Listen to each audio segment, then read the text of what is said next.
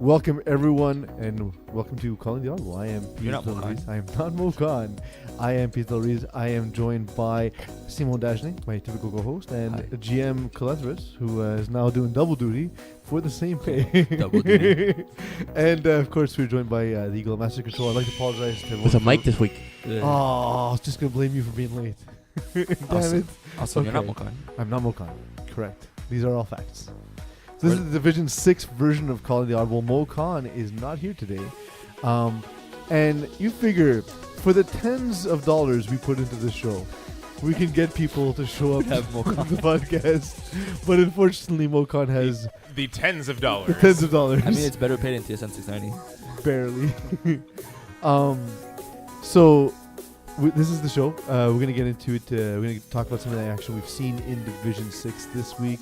I won't do too much in the way of recapping, but I'll sort of touch base with regards to... I'll touch bases. Bases is not the name of my penis. I'll touch base with you guys based on just thinking of... because I know a lot of the teams very well, so you may have seen some things, but I may have some insight other than what you may have seen in this specific week. Cool. That's a lot of information. It's a very There's a short lot of period information. time. I need the Cliff's notes on that. Yeah, Cliff says, what did you see in Division 6? In Division 6, not much. Can you fake it? So, big win by No, I Black. can absolutely. I have my research down. Yeah. Well, so let's pull back the curtain for the audience. So there's a lot of games, and we're not that many people. So we do our best to watch as many games as possible, but in times that we don't, we make it up. However, this presents an interesting opportunity. For those teams in which we made up a bunch of shit about you and it's wrong, feel free to reach out to us. You can reach out to GM at GMCole44 on Twitter. You can reach out to Simon Dajne at DajneFPF. Myself at PeezeFPF. And you can even you can message us directly if you're watching live. You can message us on Facebook Live, or you can tweet Eagle at EagleFPF. As Chris Olsen did when he said, I heard some cursing in the background at the beginning. Yes, it was mostly us. It wasn't us. It was our tenants. I blame Eagle. But that's a perfect transition in that if you write into the show, we will read it. Even if it's something like Chris Olsen saying, "We Well- got you, Chris." Hey, why do we all got you, man? Relax. We'll read Relax. everything. You know that we're gonna deliver quality. Just we gotta get the cursing out first because we can't do it on camera. Chris Olsen out there snitching. Seriously, you know what happens, Chris Olsen? Prepare for stitches. Simon, did you catch anything in Division 6? And Yeah. Jim, we'll get to your faking it in a second. No worries. Yeah, big win for Black Sox this week.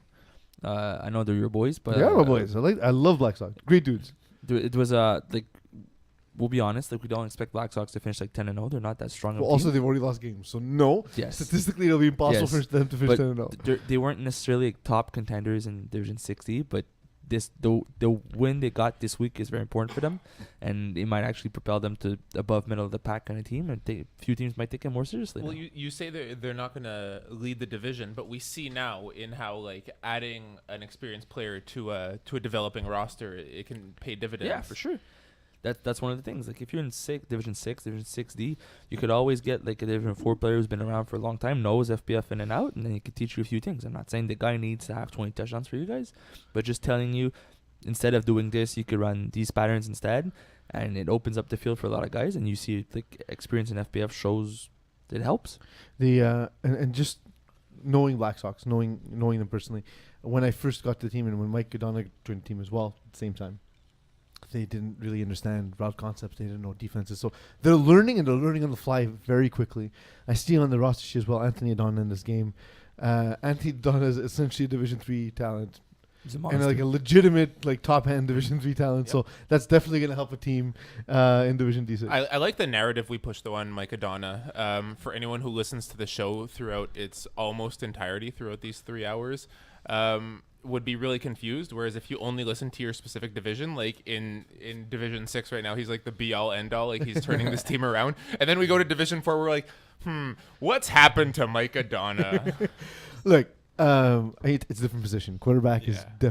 it's a difficult position Yes. to play, and there's ebbs and flows. But I mean, just as a guy, as a leader, as defensive play caller, Mike Adona is He's a great legitimate. player. He's Yeah. a very, very good player. Look, like all of us are getting a little older, getting a little fatter. You mean you got married? He got married, essentially. Yes, I don't want to make it sexist, but thank you, Simo. You're welcome. You're I'm here always for you. good for that. but so that's some of the things we're combating. Green Monster, on the other hand, they lose this game. I thought Green Monster were somewhat of a favorite, of course, not knowing that both the Donnas were going to be in the game. However, it kind of surprised anybody. Yeah, I definitely. That's it, Jason D'Souza. Like a lot of times when you see Division 6D teams lose, you see them complete 6 passes, 7 passes, 9 passes. But they're moving the ball, 15 passes, 152 passing yards, just not entirely efficient, only scoring 3 times. It's not bad. It's not bad. It's just it's they probably had, let's say, 5 or 6 possessions, and then to only score essentially half the time is why they lost the game. Well, yeah, if you go 15 for 156, that's minimum 4 drives, the full field 4 times. So but they might have had like 5 possessions, and one of them got stopped in red zone, the other one maybe 4 and out. One was an interception. Oh, there you So go. It's nice to see though, like the interception tally low, even in Division 6D, where we're seeing that offenses tend to stall out a little bit. It's not as if these it's just a disastrous turnover like that. It's oftentimes just like either turnover on downs or unable to punch into the end zone. And one of the things GM and I spent a lot of time looking at and then arguing about subsequently this week has been touchdown. One of the many things we argued about this week. Touchdown to interception ratio. To me, it's always been one of the biggest predictors of success. And one of the things we're noticing as a trend in FPF is there's more plays being called at a faster rate, and less. The offenses are getting more and more efficient. And I've been saying for past couple seasons now, especially when it gets to playoff time, you need to score at least 5 touchdowns. And the reason is that efficiency is getting so good even at low divisions. And it's nice to see that in Division 6D. I saw Quackers beating Vultures it was at the same time as my game. We did speak about like how strong Quackers are, but the record doesn't necessarily show it because they play very good teams. So coming up to like week 4, playing against Vultures, who's also the up-and-comer good team, it's good to see that Quackers can actually put up good number of points and ball out. I had at the same time I had my game with Darksiders on another field, and Fred Morris had asked me, "Hey, can I throw in Division 6D?" I said, "No, you can't." So you're a coach. Because my cousin plays in that division, so he can play as a receiver if you want. You can play with him. We can play with him. You just can't. You definitely cannot throw Division 6D. But to his credit, Frankie Scalzo in this game, 6 touchdowns, no interceptions.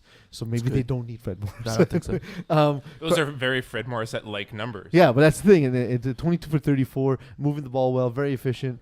And we see 5 different receivers getting touchdowns, which is very impressive. And that's what I noticed when I looked over. Every time I looked at the Quackers, it's not like you look over a game. You know, you've had this experience, GM, where you see a game happening next to you, and you're like, "Oh, that 22 guy keeps scoring," or "that number 15 keeps." No, every time I look, there's a different guy making a catch, different side of the field, using different parts of the field. I was very, very impressed.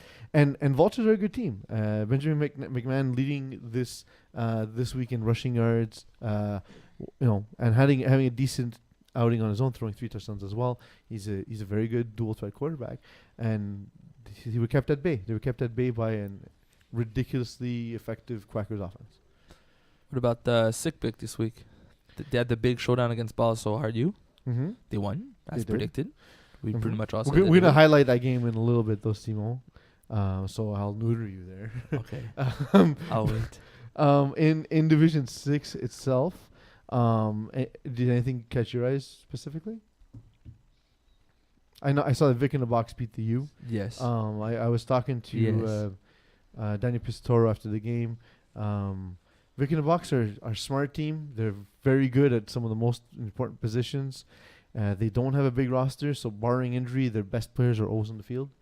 It also gives you more chances to develop that chemistry and that familiarity, even on a team that's not entirely familiar with each other, in that it's a new quarterback. It's guys who are playing together but sort of meshing under a different scheme. So the more opportunities you have to play both ways, the easier it is to sort of seamlessly blend together. Yeah, and Craig Browning was the big weapon this game, not Max Bura. And Max Bura, obviously, we know to be the best player on this team, bar none.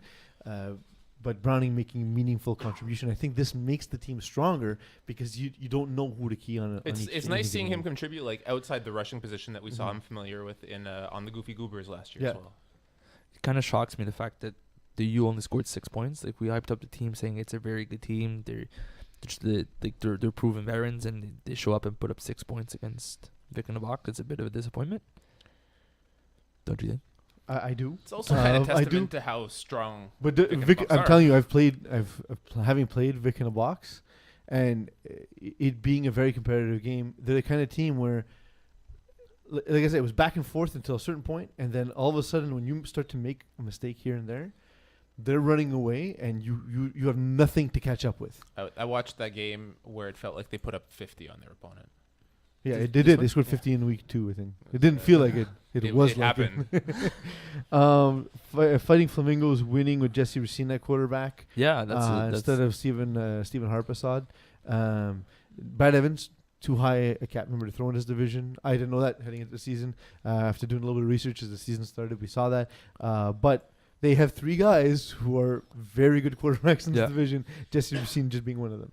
So, not entirely surprised. Peeze, can you explain how that works exactly? Of why Brad Evans is actually playing receiver and not quarterback? Because he always chokes in the playoffs. for those who are listening and want to understand the cap a little bit better. For each Absolutely, division. I know. So essentially, what happens is that after you play a little while in FPF, I believe it's minimum X amount of games. Eagle? Feel One? free. One. No, but doesn't the cap come to no, effect? it's You need to play- playoff eligible. So if you have to play Yeah. 5 or 6 games, depending on Thanks, the Eagle, season. for your terrible contribution. Mute your own mic, So please. everyone has a Mute rating. your own mic, please. There's an introductory rating. To establish your rating after the So, base. Yeah. So once you get your base rating of probably 55 if you're playing in Division 6 or Yeah, 60. essentially, and then your play combined with the base rating for that division will give you a rating, and if you play multiple divisions, that will be effective as well. Brad Evans has previously won quarterback of the year in this division, so it's not surprising to see that he cannot throw in this division. He sort of graduated from Division 6. But I mean, this team is well built. They're so well built that they can be missing a guy or two at different their positions. quarterback. Still win. Especially at their quarterback position, still win. And against a good team in tough lungs, Matthew Lerner not really making any mistakes, playing fine.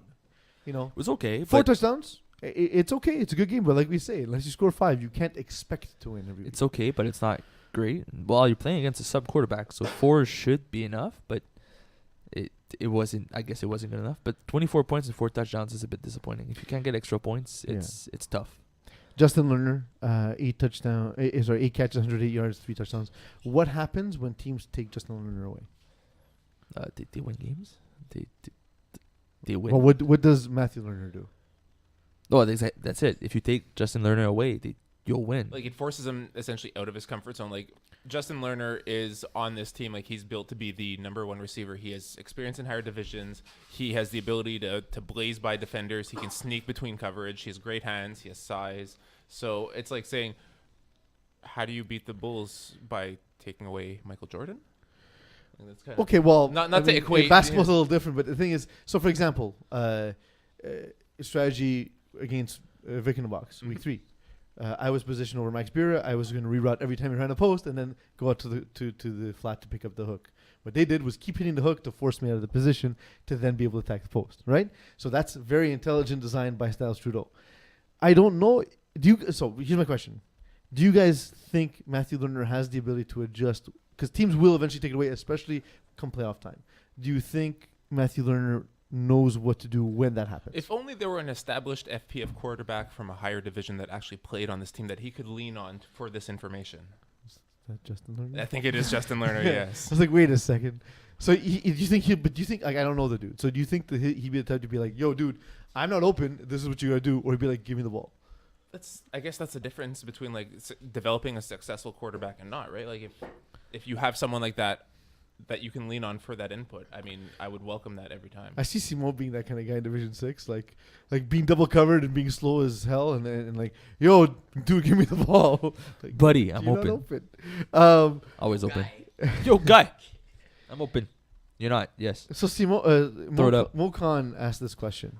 Oh God, it's the worst. And then after staring at it for a long time, I realized the question is wrong. Not the first one. The first question, why the inept offenses in Conference A West? Question mark. I skipped the question. There's no answer on my sheet because He meant Conference B West, but we can look at teams in Division. no, 6. he meant Conference A West. Conference A West, yes. Or actually, the comma is No, between comma Conference A A and West. East. So he may be asking someone named West why the inept offense is in Conference Yo, A. Kanye, what's up with Conference What's A? up with Conference A? I mean, that being said, if you actually look at Conference A West of Division 6, you have one team was 42 points for, another one was 71, another one was 9, another one was 82. You have 105 and 131 at the top, which is not that bad. So But in Mokan 4 then games- followed up by saying no team scored 90 points. So this doesn't make sense. So let's 6D. focus. But let's do this. Let's Yes, the follow-up question makes it. let's Yeah, look but at let's 6D. look at. Oh, it's 6D. I Yes. thought I just. I Yes, speak 6D. Mokan. Oh. Also, because it's if you look at it, like the 6D, and then there's the questions for 6D, and then there's 6, and then the questions for 6. Okay. I mean, it follows. a I certain totally timeline. wrote the script. So actually, Conference A West and 6D is worse. You have 87, 71, 68, 51, and 45.4 for those 5 teams. There you go. So no one has reached 90 points for. So guys, speaking of Mokan's question, which is very apt, what's wrong with these offenses? I've seen a lot of it at the time play. I've seen the replacements play. I've seen everyone this season here, except for here for the beer, who I've seen in the Yes. summers in the spring season. So, do you guys want to start, and then I'll chime in? Sure. I like this is kind of fun because we're having like the pre-show meeting at the same time as having the show. It's like the show behind the show. You're getting the commentary and the content at the same It's time. so meta. I know, right? Falta I think part of it is has to do with the fact that this is 6D, where it's the developmental division, and you don't really know where each team stands. So there's a lot of volatility in that it could be randomly assigned, and it just so happens that one conference could all collect some of the teams that are doing especially poorly, especially with the crossover games early on. Simon Dagenet? Or it could be that the conference has very good defenses, and they're playing against each other, so they're all good defenses. So and I will they start- shut out each other. I will start with they don't. It could have been. So I'm going to list the problems for these teams. Cool. I'll go one by one, and then you guys give me your remedy for the team. Okay. Just on Simon's point, they do have at least 3 divisional games played already. Yes. See what I did there? So they So- actually are doing that to a degree. I mean, I was there for DGC Brewers. I Defenses can were assure good, right? you that it wasn't the case. Did you see here for the beer? Or DGC sorry. Brewers. I was there for DGC Brewers. Brewers and Here for the Beer are comically in the same division. That's great. I wish we could say They're that here we for did each on other. purpose and we didn't. We should rename it Here for the Brewers.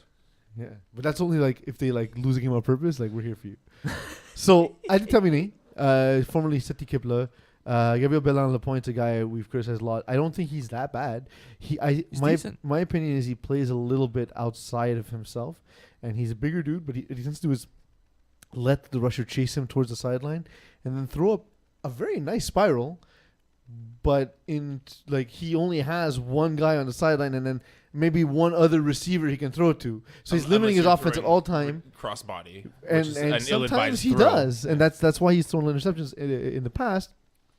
To his credit, this season so far, 5 interceptions, 4 games, not awful. It's all right. It's okay. It's a touch high, but not awful. As a guy who throws a lot of them, Hi. but he has limited some of these mistakes. But what would you say, like if you're his coach and you see that, how do you fix that habit, GM?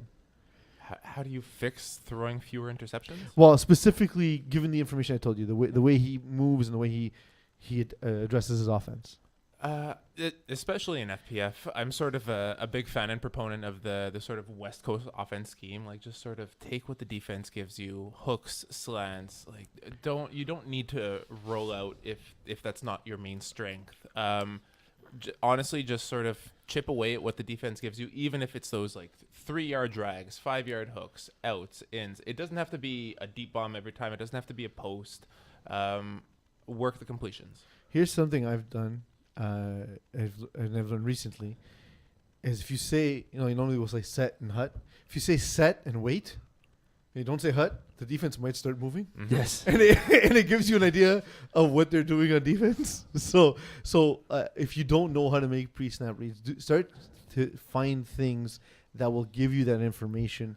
Maybe it's a hard count, maybe it's a silent count, maybe it's keying in on one defender to see the middle defender. What does he do? So is it man? Is it cover two? Yeah, a cover flip three? side of that is the silent count, which oftentimes like a quarterback will just say ready, and then the snapper will snap at their own leisure.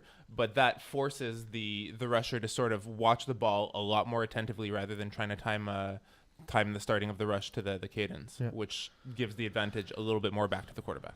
Simo, you throw a lot of interceptions. Yes. How can Gabriel Bell and Lapointe improve? Well, it depends. I think there's two ways to it. The first one, the GM described it the best, is play more as a pocket passer and use these easy completions just to move the ball, get the ball into somebody's hands, and let them run afterwards. So if you hit a 2-yard hook, the chances are it's not going to be a 2-yard completion. He's going to run a little bit afterwards. If somebody misses a tackle, next thing you know, you got a first down. Pretty odds for you.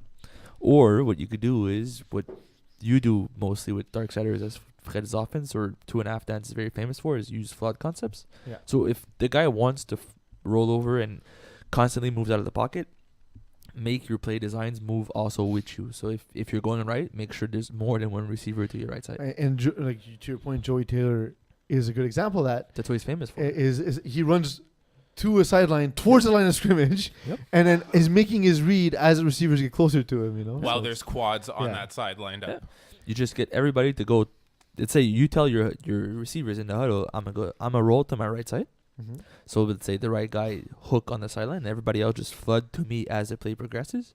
And as you move, everybody will get open because they'll get across zones.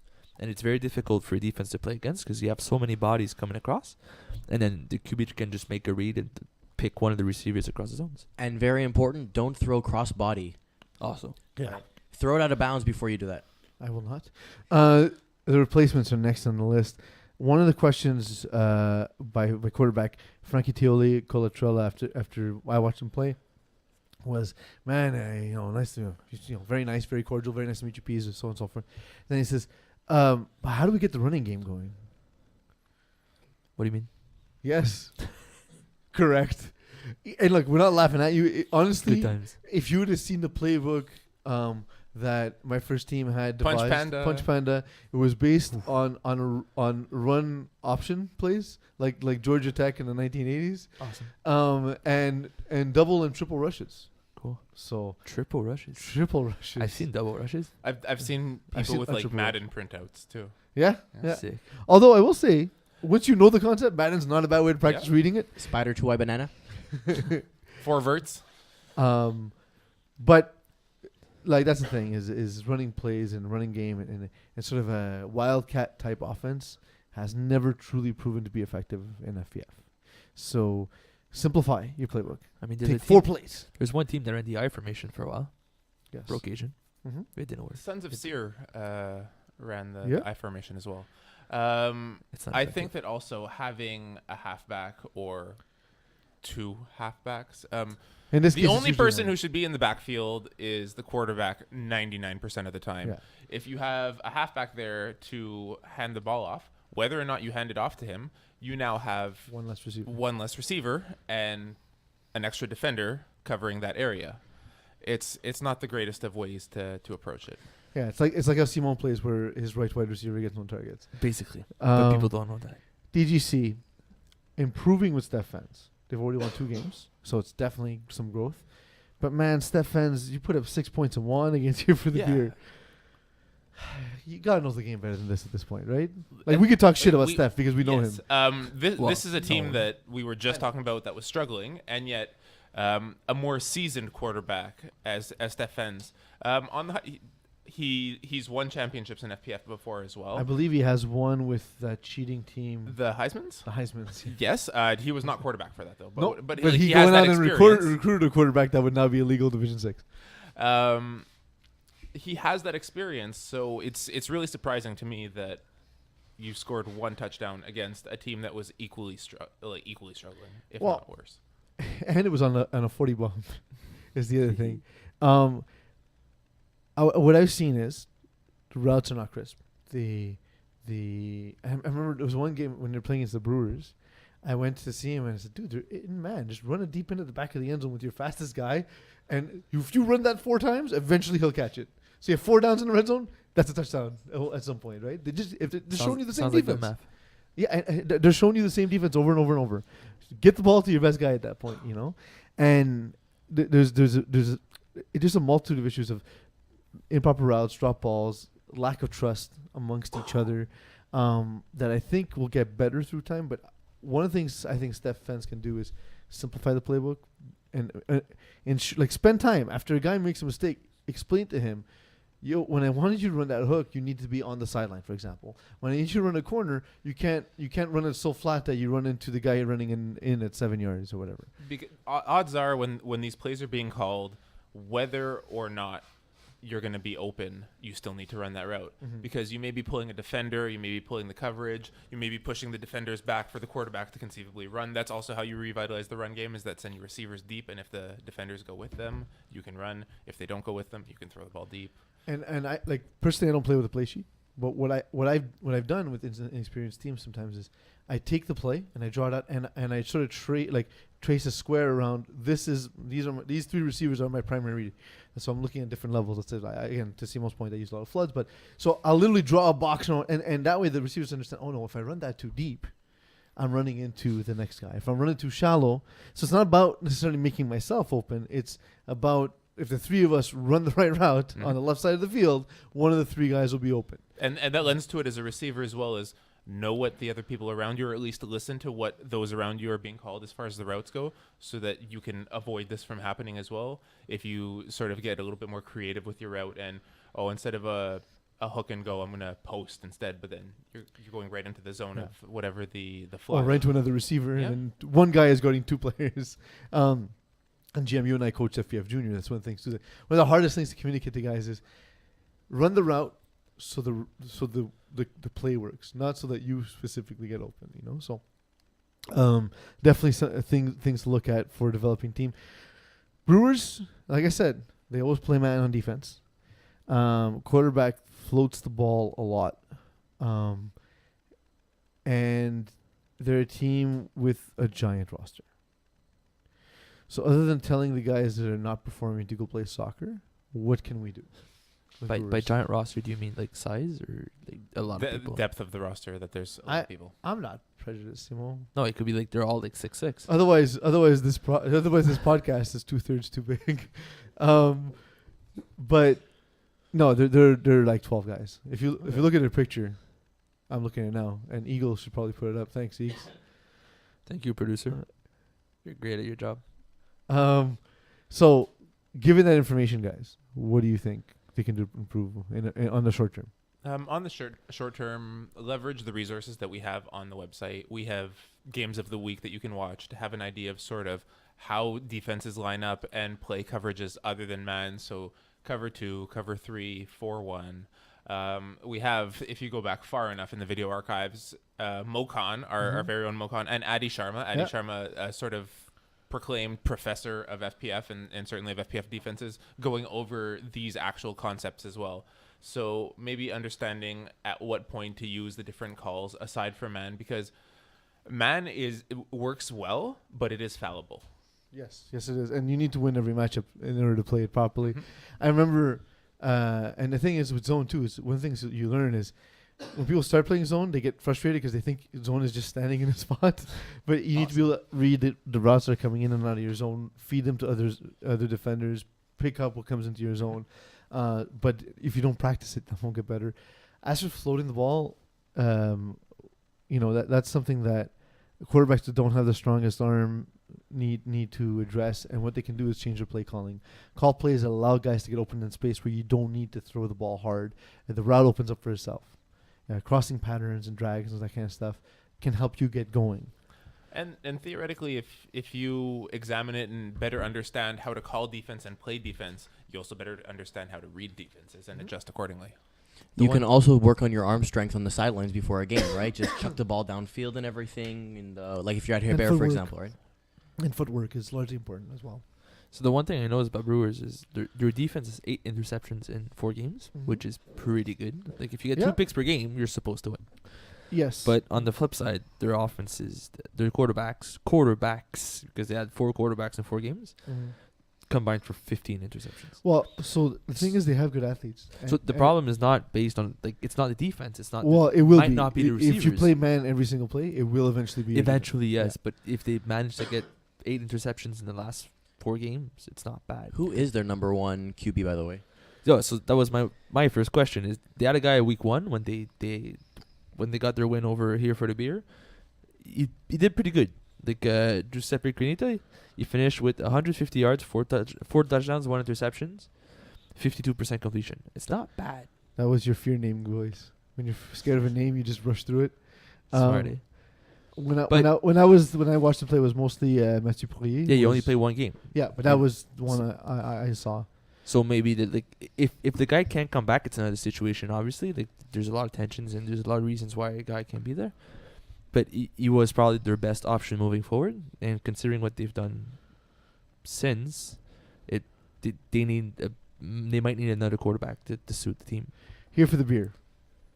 7 touchdowns in 4 games. 0-4. Where do we start? How do you quickly improve a team that is flawed on every front? They struggled last spring as well, but they still managed to come out with 2 wins. They made a quarterback change. Yep. And I'm not sure if it's for the better at this point. Javier Gonzalez, as we said, 51.9 QB rating through 4 weeks. So, and after only scoring 6 points last week, I can understand losing the sick pick. I can understand losing to Adi Tamine, who's a In a close game. in a close game and an experienced team. Lost against Brewers by 4 points. Those are fine games, but then their team only scored 6. You got to score a touchdown to win the game. They 8 lost sacks 6 to them. nothing. What? 8 sacks against them. Yeah. So it's problematic. Yeah, losing 6 to nothing is very troublesome. If we look at sick pick, Mokan asks, greatest show on turf? For those of you too young to get the reference, that was a nickname to the early 2000s Rams under Kurt Warner and all those amazing receivers. Was it even early 2000s? I feel like it's earlier than that. Like 90s? Yeah. Before we No. talk about sick pick, James D'Andrea says, thank you for the tip. Okay. Which one? When we were talking about the teams and basically what they can do for their The players. answer was just the tip. Thank you, James. Can you find out when the reference greatest show on turf was from? Yes. Eagle? I hope we have video of Eagle's face for that. 98? Question mark? Sick pick on pace for 440 yards. 15 different players have caught a pass. Some of the season has been quarterbacked by Benji Ziegler, where Mitch Fergenbaum was supposed to be the quarterback all season long and now is back. Since he started in the last 2 games, 10 touchdowns, 1 interception. Benji Ziegler was on pace to be quarterback of the year before that, Yes. and now giving the Could be reins on- over to the team's actual Could quarterback. also be on pace for receiver of the year now. Greatest show on turf was the St. Louis Rams during the 99, 2000, 2001 NFL We're season. both right. Ziegler, better quarterback or option receiver? I would have to say he's a better option at receiver, considering he's one of the leading receivers right now on this team with 5 receiving touchdowns. In only 2 games. And he Yeah. quarterbacked 2 games. Exactly. He's a little bit more efficient in that he had 10 passing touchdowns on 17 receptions, although it seems a little bit more like that's just chucking it deep and hoping for the best, because it's a far inferior completion percentage to Fergenbaum, who's teetering at 70% right now, which is he relied great. He relied a lot on his athleticism and the athleticism of this team, which is ridiculous, by the way. Like every single dude on this team can run, can jump, can go get the ball. They're literally making plays over guys who are just standing and misjudging the ball in the air, and they're making plays over their heads. So they're fun to watch. It's amazing to watch. But I agree with you, GM. I think Fergenbaum is the better option at quarterback, and I think Benji Ziegler. So where does the greatest show on turf come in? Or as per Mo's question. They're on pace for 440 points Yeah. in the season. I said that. By the way, there was a person who guessed that from chat, and it was El Presidente. So everyone say hi. No, We won't. have to behave because he's No, we listening. won't. We don't behave. Hi, Rob. Cool. So, he says that because they might be the greatest offense in the lower division. Well, has anybody scored more than 440 points in the season ever? In That's division? In the Yes. lower division? No, in Division any, 6, in any I division. I doubt it by a large margin. In any Maybe division Eagle, if I ever? give you a couple of teams, can you tell me what their plus was and the plus minus? Eagle? No, but it's yeah. I'm having to No worries. That's why usually I'm behind there and can be. Yeah, we're answering while we short-staffed look this at- week. Yeah. people. Anyways, what I'm saying is that's a lot of points. So Like, the question was, could it be the greatest offense ever in the lower divisions? I stuck to Division 6 on teams I was looking at, or just sort of started to remember. The first year of Division 6, so winter 2015. Uncapped, though. Uncapped. Yeah, no, Division 6 hasn't been around that long. Yeah, Like but the first season was not capped, I believe. Oh no, there was no quarterback cap. Yeah, there was no Okay. QB cap, but there was a cap. Might not have been, but winter 2015, Obamacare and flagrant fouls. Can you bring up those two teams? Those were teams I remember just being like offensive powerhouses. Yeah, Obamacare was And a I don't. It's also hard to judge because of the quarterback switch on this team.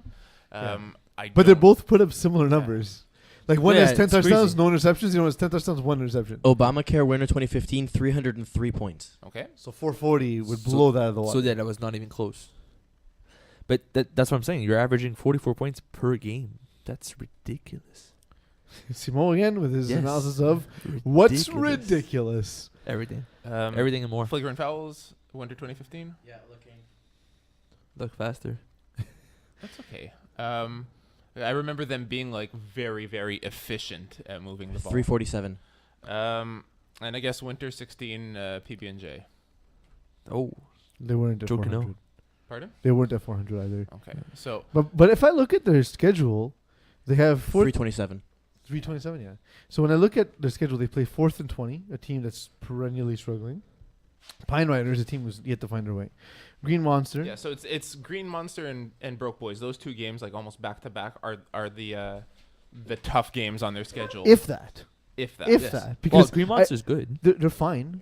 They're fine. They're not. I don't think they're as good as, let's say, Air Force One or Sick Bay. Fair. SQL or- table time. Like they just scored 35 points on Balsall Hart, a team we thought would be dominant in this division.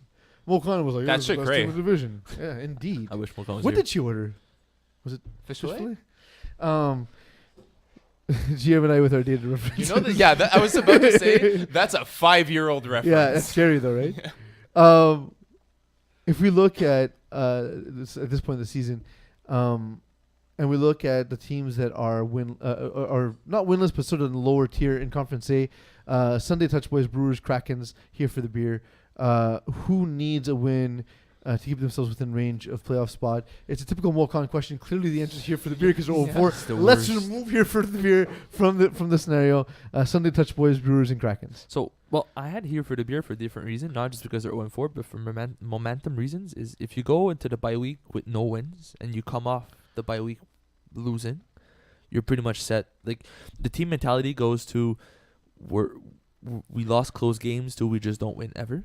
So they need a win now to get into the bye week with the mentality that we could still make it. We could still get some wins before the end of the season. We could get like the 3-7 record and make the playoffs. Pop psychology with Simon Dagenet. I had GM? no idea where he was going with that. Neither did I, till if, now. If you go with losing into the bye week and then you come out of the bye week losing, why don't you just like? It's like if Rocky was Socrates. If you lose, it's Yeah, not so good. If you win, it's more good. Even if you lose before going into the bye week, you go into the bye week and it's a bye week for the reason, and you say, "Hey, you know what?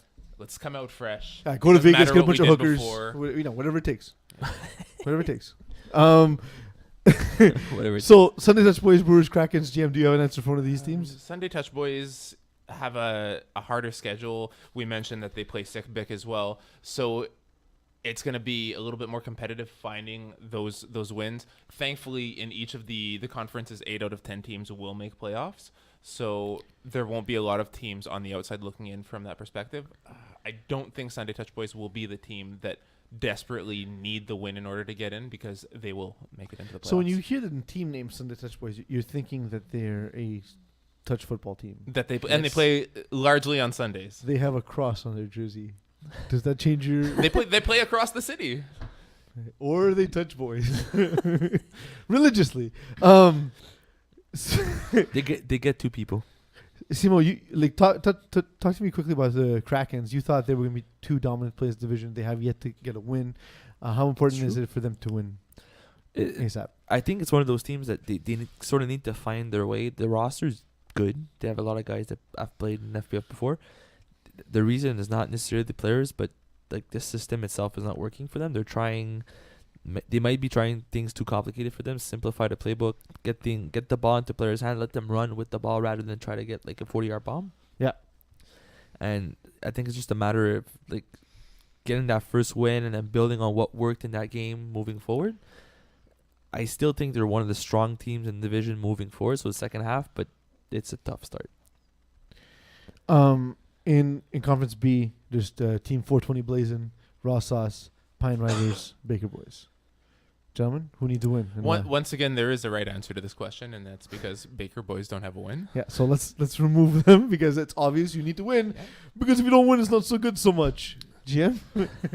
At this point, especially in Conference B where it's a little bit more contested, every one of these teams need these wins right now. It's not to say that one needs them more than the other, or I guess that's the way of sort of wiggling out of the question. Thanks for no answer, Simon Dagenet. Well, I'll go with Rosas because at 4th and 20 have 2 ties already, so they only technically lost 1 game. Or they lost 2. Yeah, Depending what else happens. They only Yes. have 1 win, But it's the flip side. the 2 ties, considering 16 out of 20 make the playoffs, the 2 ties will probably come very handy when the season. Unless they don't win from here yes, on unless out. they don't win from here on out. But let's say things stay similar. So I'd say Rosas because they don't have those extra points from the ties. Let's shimmy on over into Division 6. Who's the bigger disappointment? Peeze. At 1 and 3, Farmers or the Pack? So let me start with, because I'm responding to my own question because I didn't write the question. Mo wrote the question. Farmers are not, to the polar opposite of the famous Lovey Smith quote, they're not who we thought they were. It's true. Corey Greenway's on the team. Jonathan Lago's on the team. So at that point, they're back to the Farmers we first met and came to love on FarmersOnly.com. But since then, like, those were great days. yeah, like, I miss those days. They were so charming, and it made you think of like. I'm going off to a tangent. It made you think of the time we made an e-dating profile. For Andrew Dana. His favorite movie was Books. Not wrong, by the way. But for Farmers, Dun, dun, dun, dun, dun. is this disappointing you, or is this roster not competitive? You kind of touched upon it a little bit. Like in the Sunday that, Touch yeah.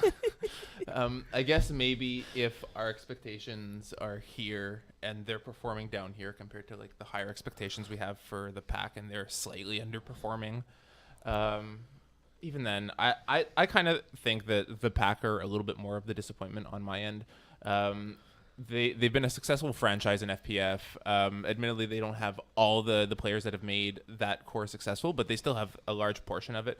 Daniel Krebs, competent quarterback, especially in Division 6. Corey Laxer, very, very underrated player. Mm-hmm. Like I find it astounding that this team is at 1 and 3 right now. So if you were to ask me to just straight up answer this, even with the exclusion of Corey Greenaway from the Farmers, if they registered that team without him, I would still say that the Pack would be the bigger disappointment. Yeah, and the thing is, with the Pack, they lost the first week. I was like, okay, rust. Second week they won.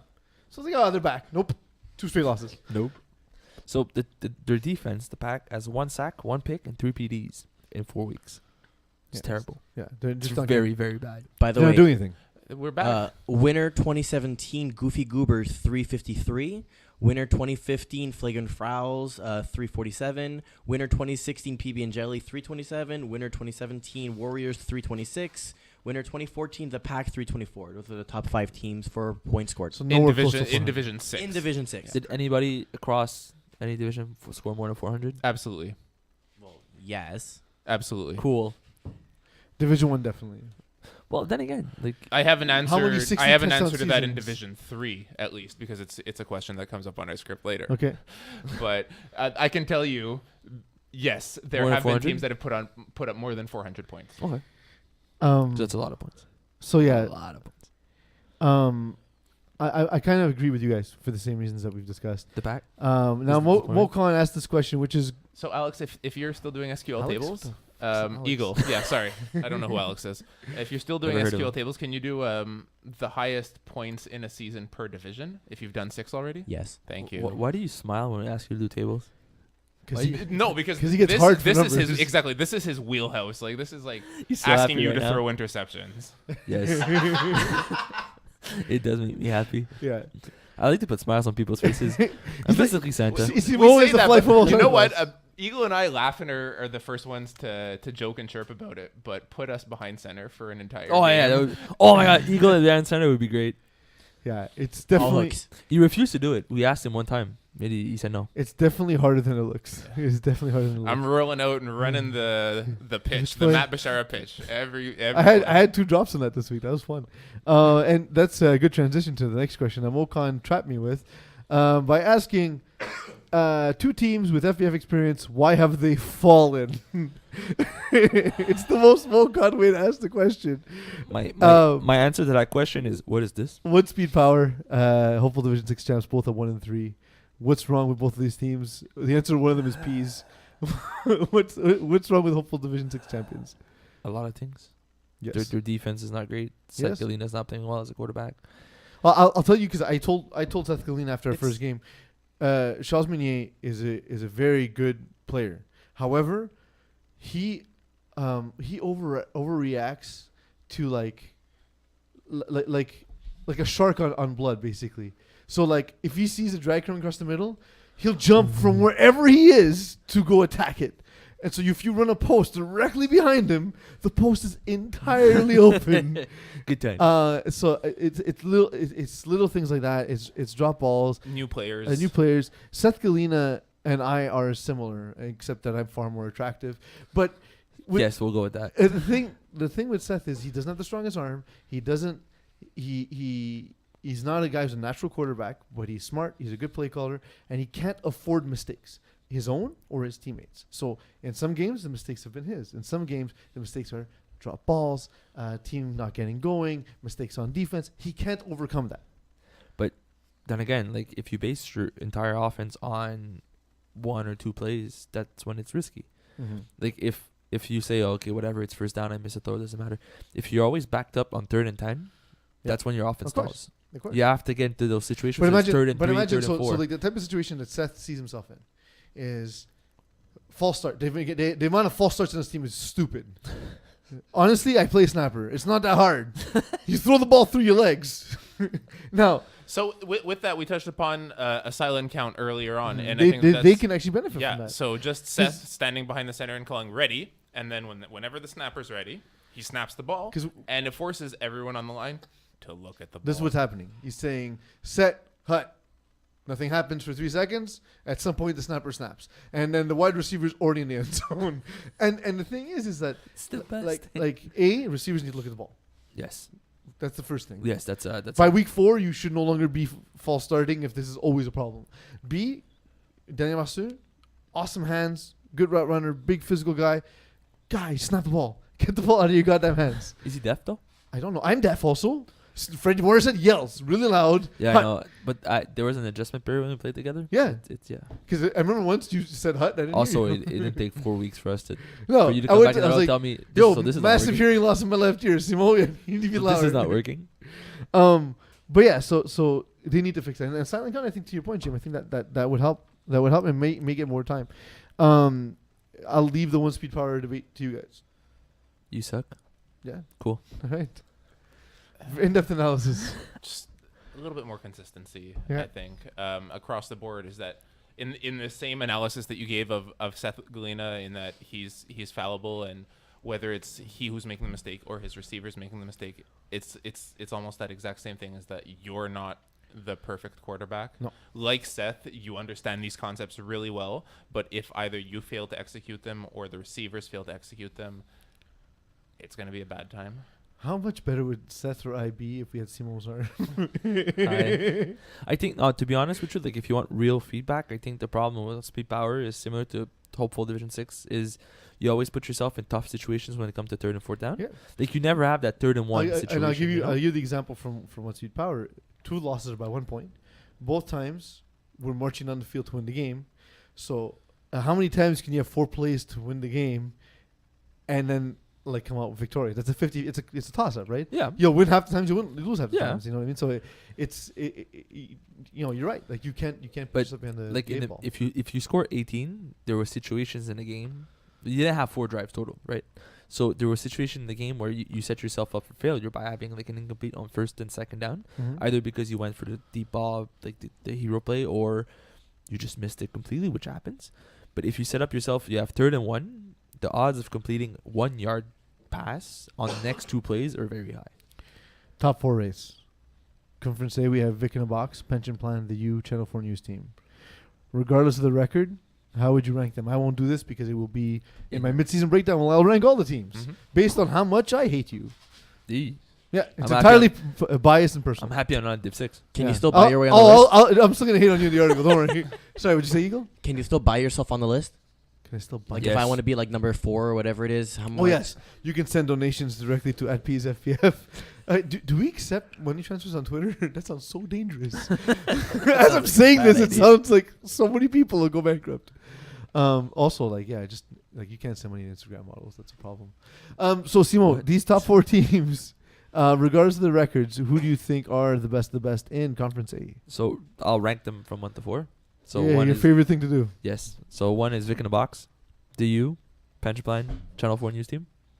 That was the order from 1 to 4. That's fair. GM, I splashed coffee in my. So we agree on our 1. My 1 to 4 is, and I learned something from that as well, is Vic in a Box, Mhm. 1, Pension Plan 2, Mm-hmm. Channel 4 News Team 3, and the U4.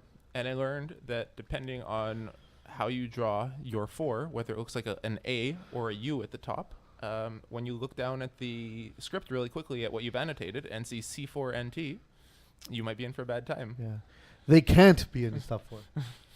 Can't is the word you think. Can't, yeah, that is it. Not anything else. Yeah.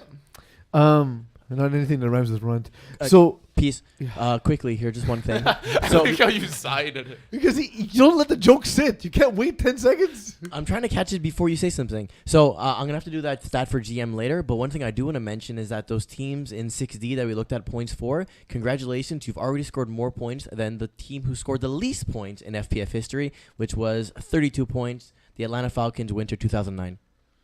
Not 32 points in a season. Atlanta. Okay, so Division 3 Falcons. No, Division 1. They got wrecked. 32 points In in what, a what season. year? 2009. Is it a Falcons team in 32 this points is in a really, this is season. really good radio. As GM stares blankly at the camera. I mean, that's not even. So it was It's really a field goal important. per It game. was really important for you, That's- Eagle, I feel to like that's got to be a to disrupt the joke. Oh no! That's either Toronto or Ottawa FPF. That's not Montreal. Still, 32 points. Yeah, but we have no control over that. Like those Still. are lesser cities. yeah, Can- they can- don't matter. Yes, they are. So That's the again- cities. You disrupted the joke with the thing that would derail the entire show. Thank you, Eagle. for Can we your take- production. And that actually had nothing to do with this league specifically. Can we take your mic away? So, Eagle, what was the Thank team you. in the NFL who scored the least amount of points at that point? So, Vic and Box plays Penchaplan next weekend. That He should be good. plays Channel 4. Which do you think is the bigger matchup? Because Mokan didn't include a Yeah. question. or who is the better team of the two? Maybe I Nope. don't know. Which is the Okay. better game between Um, the two games? I'd say Pension Plan against Vic in a Box because, or at least spoiler alert. I think that Pension Plan will beat Vic in a Box, but I think Ooh. that Vic in a Box are a better team Ooh, and will spoiler. finish I can better. see that. I can see that. I can't. Anthony Seja versus Max Bureau is going to be fun. Anthony Seja is a smart defender, and if he wants to move Max Bureau away from his spot on the field, he will. Max Bureau will no longer be standing there. I think that Vince Pisano can also outduel Styles Trudeau. I think if Styles puts up 5 touchdowns, it's a win for. Because if you score 5 touchdowns, You should you're win. gonna the But game. I don't think like if it's I don't think that Pension Plan will be able to score 30 against Vic in the Box.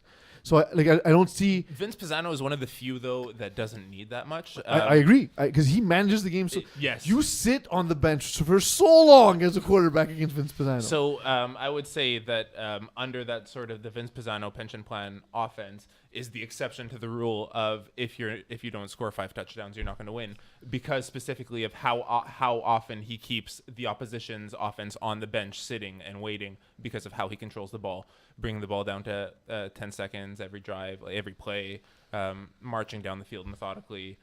That's the counter. The Pension Plan are the counterpoint to Vic in a Box.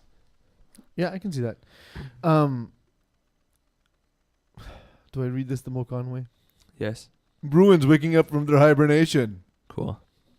That means nothing. Should they be considered legitimate? I hate because he speaks in headlines. It drives me crazy. Should they be considered a legitimate title contender? It's almost as if that's an effective way to do his job. Only if it's the same boring way everyone's been doing it for the last 50 years. It is the cheesiest thing on earth. I like cheese. Yes. Cheese is good. Should they be considered a legitimate title contender? Yes. Because I said it last week. Gabe Boisman is the king of Division 6. And he's Gabe Boisman. He's I the king of heard Division the 6. Cowboys are division. Oh, yeah. Go ahead. By himself, he's turning this franchise around by using the receivers in a different way than the previous quarterback did. He's also very efficient. He's a dual threat quarterback in Division 6. He's perennially underrated as Yeah. well. Like I think. And defensively, he's able to shut down half the field by himself. The way Corey Greenway did for Farmers, he does the same thing for Bruins. Also, Mokan's question. Prior to that, they resembled the Cleveland Browns. He's the worst. They have 3 players with 4 touchdowns or more. Gab Wiseman, again, he's a quarterback who implements a system. So you're not going to get a guy who's a standout just because the quarterback keeps feeding him. He makes everyone on the field dangerous. But that's what he does. Which Like, makes the team better as Yeah, a whole absolutely. because 'Cause there's, you don't there's know no what- one to key in yeah. on. Must win. Who badly needs a win before it could slip away from them for a playoff push? Diablos, Yeah, I wrote Diablos as well. Guardians. Stick and movers. I played They Stick just Movers got this to week. They just got to win. Yeah, he beat us by a point. To be honest, they're a team too that are good. They're going to need to develop offensively and defensively if they want to be truly competitive. Yep. My worry. I looked at their schedule.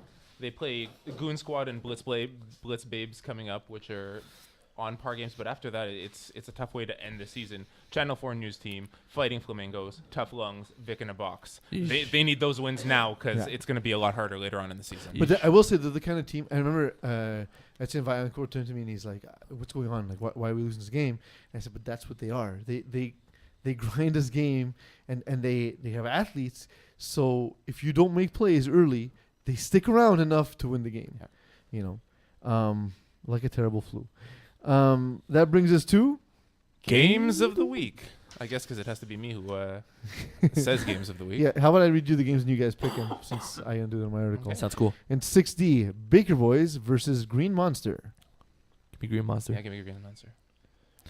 Vultures versus Sunday Touch Boys, who now are creeped me out officially. Vultures. Vultures. Ball So Hard against Goat Depot. Boss hard. It's an audio medium as well, Jim. I wrote them down, but I already know what it's hard to not agree with Simon. And keep in mind, these games are actually... I actually muted my mic when Simon said it. Keeping in mind, these games are not next week. They're the week after. The only Div 6D game is the Week 5 game of Baker Boys and Green Monster. Ross Sauce versus Black Sox. Wait, what now? Ross Sauce versus Black Sox. Give me Black Sox. I actually, this is the one I do disagree on, so give me raw sauce. I will, and you will be Um, disappointed. Also, since you're reading my list, Mhm. I put the week of the games that we have that are Week 5 games, and then the Week 6 games. are there Division as 6, well. I just ignored it. I was like, W5. Division 6 in the W5 games, Flunkerton versus Tough Lungs. Tough lungs. Tough lungs. The Pack versus Clinkers. Oh man, Clinkers are on the up and up as well. I didn't expect Gronk to come out of the gate this strong, but he's doing well. 7 touchdowns Smart. last week. He's smart. He's learning very quickly. We literally spend about 3 hours a week going over concepts, and he's applying them well. He also And- has one of the best receivers in the division. Yes. And I was gonna say Louis Beijing is very difficult to guard, and I will say he has also started to incorporate guys Yeah. other than Louis Beijing because that will not last all season long. Yeah, and for sure. he's seen that. So credit to him. Kuji Squad versus Pension Plan in the battle of the screaming Italians. Pension plan. I'm a big fan. Maybe it has to do with the fact that they write into the show. Maybe they don't. I don't know. It's basically because they're right. Yeah. Yeah, it's what it is. That's also why Mokan likes Yeah, them. give me 100 on Pension Plan. Gotta get my money back from Stefano Berardi. you should calm down on that because Kuji Squad tends to shoot boots on the fields, so you never know what could happen. I mean, I guess. Somebody could Don't- get injured by What? high Somebody boots. could get hindered by Injured. boots. Yeah, sorry. I'm going Pension Plan. Cool. Also, give me a 30 on the side bet of a boot hitting the field. Stick and Movers versus Goon Squad in Week 6. Stick and movers. I said they need to get a win out, and hopefully it's going to be this one. Goon Squad. Give me Goon Squad. The U versus Kent. Channel 4 News Team. Nice. Give me Channel 4 News team. These are two of the stronger teams in this division, and because I ranked Channel 4 News team ahead of the U, give me Channel 4 News I team. disagree. I think the Channel 4 news team comes back to hurt this game. Hopeful Division 6 champions against Blitz Babes. Blitz Babes. HD 6C.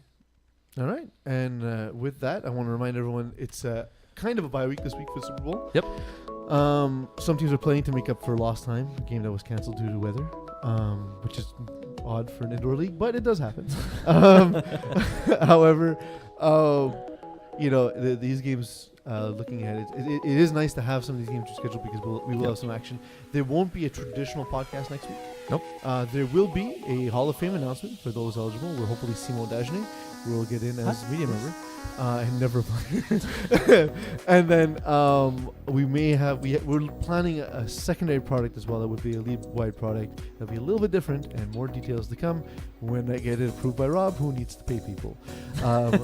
Coming to you from GM, from Simon Dagenet, from Eagle and Master Control, who needs to say something apparently. Don't forget to vote for the Hall of Fame.